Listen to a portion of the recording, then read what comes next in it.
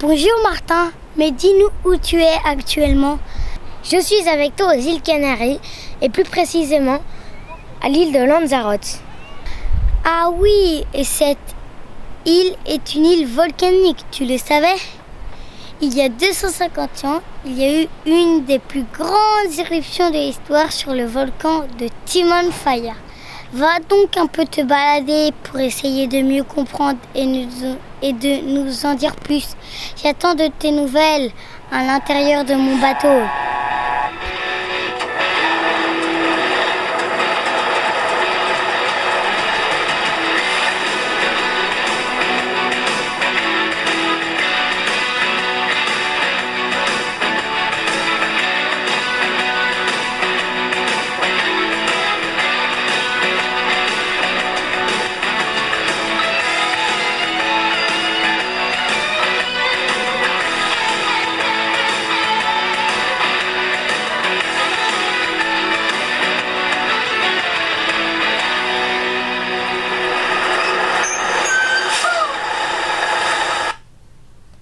Augustin, tu m'entends?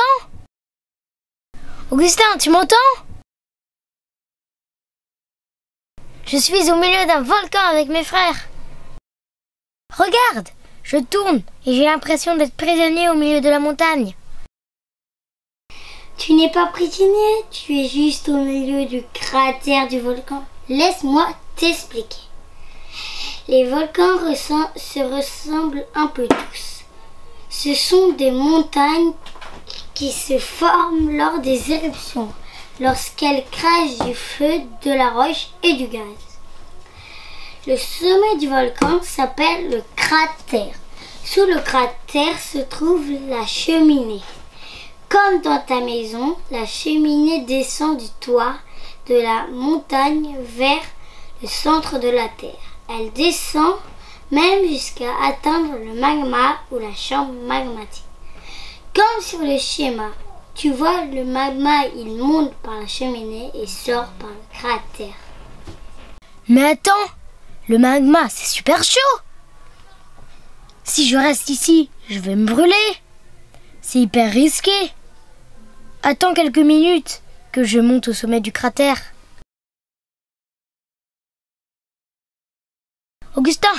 Augustin pour Martin. Augustin pour Martin. Ça y est, je suis au sommet du volcan. D'ailleurs, d'ici, la vue est magnifique. Et d'où je suis, je te vois. Je vois ton bateau tout petit. Bon, reprenons cette histoire de volcan. Le magma, c'est quoi exactement? Et la lave, c'est quoi aussi? De la base, Martin. Tu sais que la Terre est ronde. C'est une grosse boule. Tu crois que sous tes pieds, il n'y a que de la terre et de la roche? En fait, la mer, les roches, la terre sont posées sur des grosses plaques qu'on appelle la croûte terrestre. Sous cette croûte terrestre, il y a ensuite une grande couche de liquide très très chaud qui ressemble à du feu et qu'on appelle le manteau. Puis au centre, il y a le noyau. C'est un peu comme un abricot, la peau, la chair et le noyau. Les plaques de la croûte bougent sur le manteau et lorsqu'elles se rencontrent, elles forment des montagnes. Et pour certaines, ce sont des montagnes avec des cheminées. Je commence à comprendre. Donc, le magma remonte par les cheminées. Mais quelle est la différence avec la lave? Regarde cette pierre. On dirait de la boue qui s'est solidifiée et transformée en roche. La lave, c'est le liquide qui se forme dans la cheminée lorsque le magma monte pendant une éruption. Sa température monte entre 500 et 1200 degrés. Elle fait fondre les roches. Le liquide, la lave, sort ensuite par la cheminée et forme des coulées de lave. Ben oui, à qui le dis-tu? Tu sais que j'ai déjà vécu une éruption. Tu ne me crois pas? Regarde et surtout écoute un peu cela.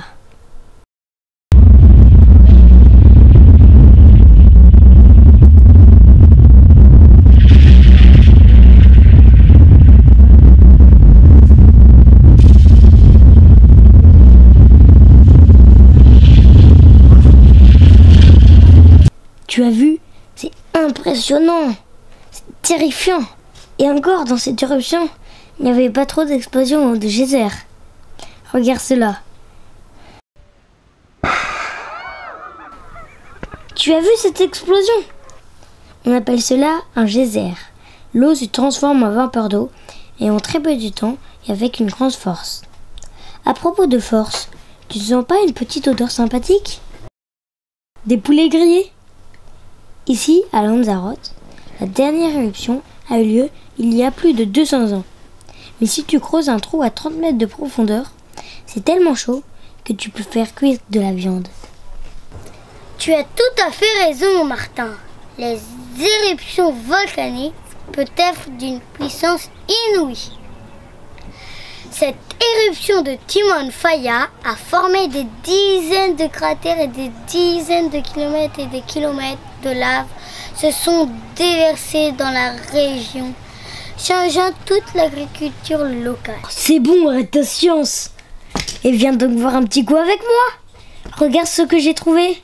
Des pieds de vigne qui donnent un vin blanc très agréable. Cela ne m'étonne pas. Les volcans peuvent aussi créer des choses très positives. Des pierres précieuses, par exemple.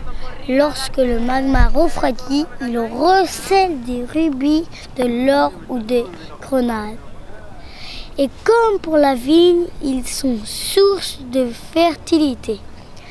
Les cendres volcaniques sont très nutritives, en servant d'engrais pour les récoltes. Merci Augustin pour toutes ces précisions. Je suis content de te retrouver sur mon bateau. On a bien travaillé tous les deux.